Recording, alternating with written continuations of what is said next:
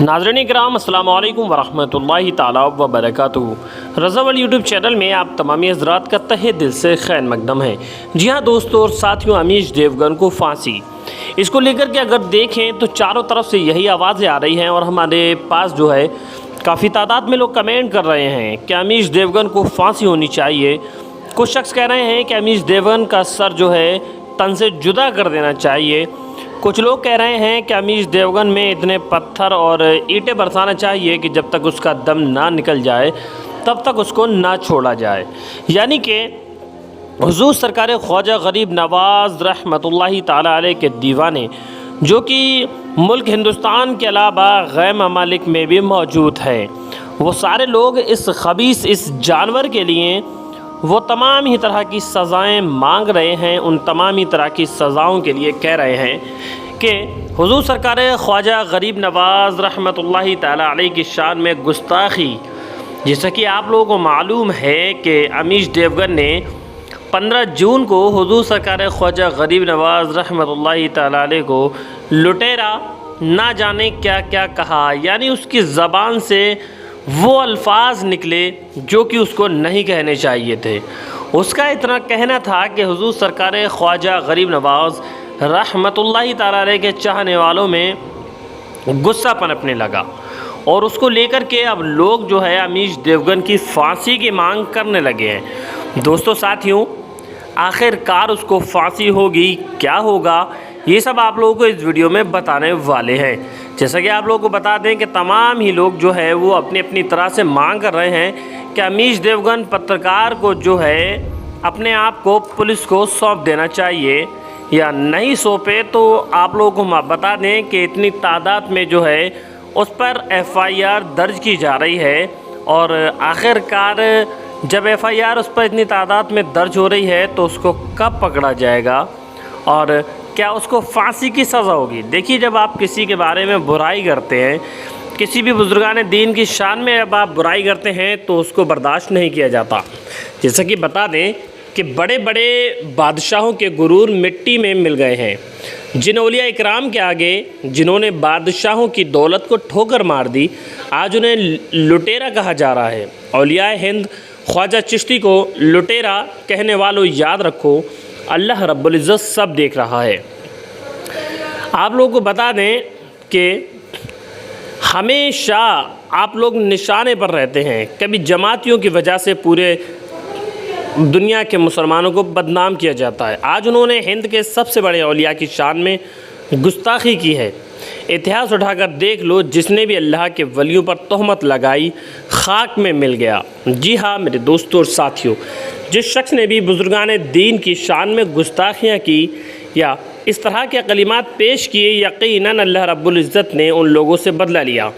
लेकिन इस वक्त जो है बदला आवाम ही ले रही है और लोगों ने इतनी तादाद में उस पर केसेस वगैरह दर्ज कराने शुरू कर दिए हैं कि अगर उसके बारे में इंफॉर्मेशन निकाली जाए तो हज़ारों क्या लाखों की तादाद में उस पर FIR दर्ज हो चुकी है।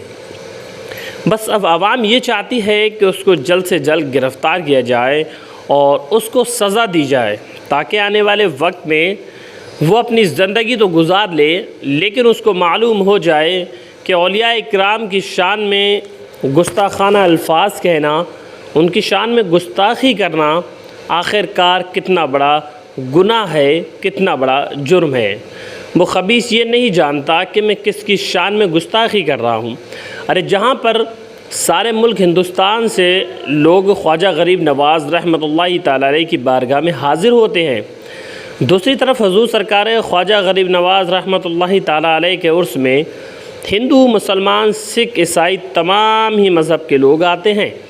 आप लोगों को बता दें कि अगर अवाम में पब्लिक की बात की जाए या उर्स की बात की जाए कि जब उर्स मनाया जाता है तो सबसे ज़्यादा पब्लिक जो है, सबसे ज़्यादा आवाम किसके उर्स में पहुंचती है, तो सबसे पहले हुज़ूर सरकार ख्वाजा गरीब नवाज़ रहमतुल्लाहि ताला अलैह के उर्स में इतनी तादाद में पब्लिक होती है कि आज तक दुनिया में किसी के भी उर्स मुबारक में इतनी ज़्यादा तादाद में पब्लिक नहीं पहुँचती।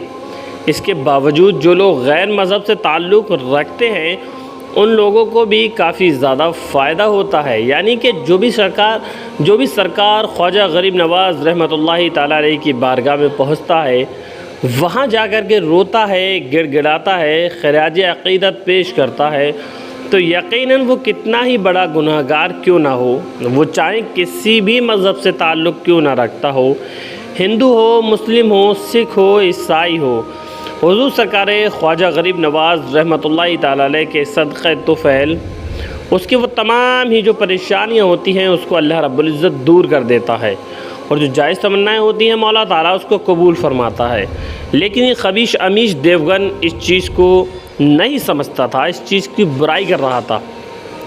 आपने देखा किस तरह से उनने वीडियो में आकर के हुज़ूर सरकार ख्वाजा गरीब नवाज़ रहमतुल्लाहि ताला अलैह पर तहमत लगाए, और जब उस पर FIR ज़्यादा होने लगी, उससे इस चीज़ के बारे में मालूम पड़ा कि लोग जो है मेरे ख़िलाफ़ हो गए हैं। लोग जगह जगह अपने थाने में या अपनी चौकी में या DM ऑफ़िस या SSP ऑफ़िस में जा कर के उसके ख़िलाफ़ ज्ञापन दे रहे हैं। तो वो हड़बड़ा गया कि कहीं मुझको गिरफ़्तार ना कर लिया जाए, कहीं मुझको पकड़ ना लिया जाए। इसी के लिए इसी के साथ साथ उसने मोर की तरह आंसू बहाने शुरू कर दिए, और फिर वो आता है एक नई वीडियो के साथ और उसमें कहता है कि मैं हुज़ूर सरकार ख्वाजा गरीब नवाज़ की शान में गुस्ताखी नहीं करना चाहता, मैंने तो कुछ भी नहीं कहा कि बस बोलते बोलते मेरी ज़बान फिसल गई, मैं तो और कुछ कहना चाहता था, मैं तो खिलजी के बारे में कहना चाहता था, लेकिन ख्वाजा का नाम मेरी ज़बान से निकल गया। अल्लाह रब्बुल इज़्ज़त बेहतर जानता है। और मेरे दोस्तों और साथियों, वो वीडियो सोशल मीडिया पर मौजूद है जिसमें कि इसने गुस्ताखी की है। अगर कोई वीडियो वायरल नहीं होती तो ये आसानी के साथ वहाँ से मुकर सकता था। आप लोगों को बता दें कि ये इसका कोई नया काम नहीं है। इस तरह का विवाद जो है इसने पहली बार तो खड़ा नहीं किया। इसका काम है हमेशा से मुसलमानों को परेशान करना, हमेशा से मुसलमानों को टॉर्चर करना, और किस तरह से उनको ख़त्म किया जाएगा, किस तरह से उनको नेस्तो नाबूद कर दिया जाएगा। दोस्तों, आपको बता दें कि ये जो गोदी मीडिया है और जो गोदी मीडिया के दलाल पत्रकार होते हैं, उनको सिर्फ़ इसी बात की पेमेंट मिलती है कि आप अपना काम कीजिए, मुसलमानों के ख़िलाफ़ जितना जहर हो सकता है आप लोग उस जहर को आवाम में फैला दीजिए। तभी तो ये लोग अपने चैनल्स के ज़रिए वो तमाम ही तरह की बातें जो कि एक दूसरे के दिलों में नाफरमानियाँ पैदा करते हैं, वो बातें लोगों के दिलों में भर देते हैं कूट कूट करके। और आखिरकार ऐसा ही किया। इसको नहीं मालूम था कि मैं क्या कर रहा हूँ। एक ऐसे बुज़ुर्ग के बारे में गुस्ताखी कर रहा हूँ जिसको कि लोग सुल्तानुल हिंद के नाम से जानते हैं, सुल्तानुल हिंद के नाम से जाने जाते हैं। और यकीनन आपके यहाँ पर तमाम ही लोग जब पहुँचते हैं तो उन लोगों की वो दुआएं कबूल हो जाती है। और इस खबीस ने इस तरह की गुस्ताखी की कि जिसकी सज़ा की बात की जाए तो जो उसकी सज़ा सिर्फ मौत है, मौत है, मौत है। क्योंकि जिस तरह से हसद का कोई इलाज नहीं हो सकता, इसी तरह मज़हब इस्लाम से दुश्मनी का भी कोई इलाज नहीं है। उस दुश्मनी का एक ही इलाज है कि उस शख्स की मौत, यानी कि उस शख्स की मौत हो जाए। लेकिन उससे पहले इसको गिरफ़्तार होना बेहद ही ज़्यादा ज़रूरी है। जब ये गिरफ़्तार होगा तो इसको मालूम पड़ेगा कि आखिरकार मज़हब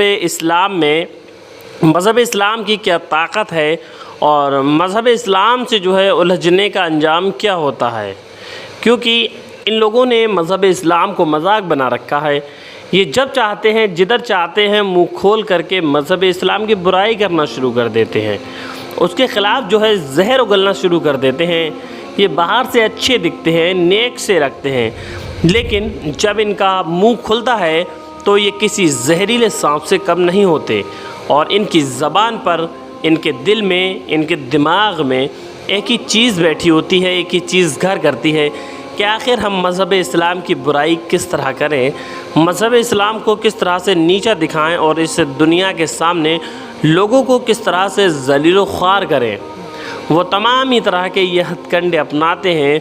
उसके बाद जाकर के ये लोगों के दिलों पर राज करते हैं, लेकिन सिर्फ ज़रा सी बात को लेकर के। मेरे दोस्तों साथियों, ऐसे धोखेबाज झूठे और फरेबी पत्रकारों से बचें, ऐसे लोगों के चैनल्स ना देखें, ऐसे लोगों के चैनल्स बाइकआउट करें। आप लोगों से मेरी गुजारिश है कि इस्लामिक चैनल, अपना इस्लामिक चैनल नया क्रिएट करें और उसके ज़रिए ही तरह तरह की न्यूज़ सुने। ऐसे चैनल्स का बाइकआउट करें जो कि लोगों को ज़्यादा से ज़्यादा लड़ाते हों, उनके दिलों में नाइत्तेफाकियाँ पैदा करते हों। दोस्तों साथियों, अपने कीमती राय हमें कमेंट बॉक्स में ज़रूर दें, हमें आप लोगों के कमेंट का इंतज़ार रहेगा। साथ ही साथ मिलते हैं एक और कामयाब वीडियो के साथ, तब तक के लिए अल्लाह हाफिज़, दुआ खैर में याद रखें।